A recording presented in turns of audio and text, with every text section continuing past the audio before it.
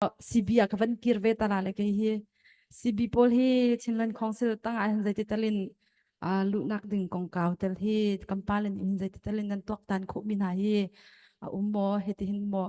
về kan si peng ri ko la ti song sang ha da sang nang ma tu ye ma kha kha nang ma ni nan thei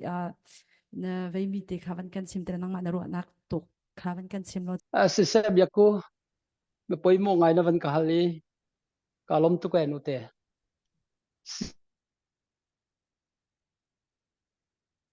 brotherhood pol kong kha makate ka van chim ta ka do brotherhood pol hi kan una baka si azai ti khom sim hana khen thiam ding kan salaw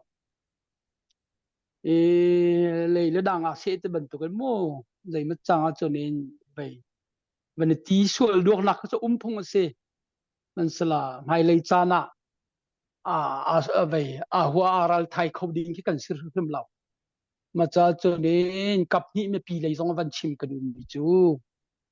chỉ cắt tế về lấy cái đằng văn sẽ xuôi tế khi sĩ bia là cả cha là bia là ha tiêu gì là chim gì cần thiểm hà lại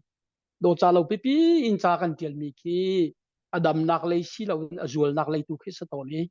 mà cha trên khăn bẩn tổ tế tế khăn nak cái sum lại tí tế khá mẹ pi lấy dòng khá giang phan lol cái vấn đề đủ ha cho nên cái căn phụ lấy dòng này cái lòng halak mi cần này câu dạy khom sim hana kan ton hawe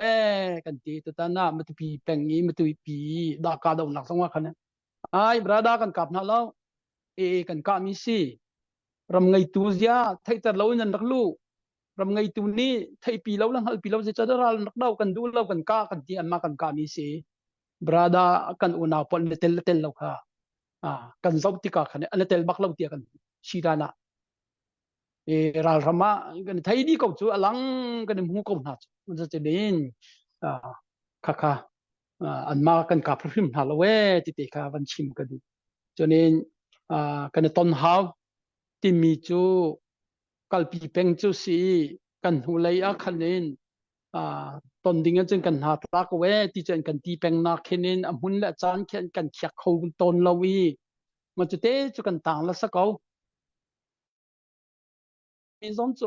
kai ma zon chu chom phaya khanin kan huleya anma upa pol brada le an upa pol pathum pali he kan tongi chan rap tar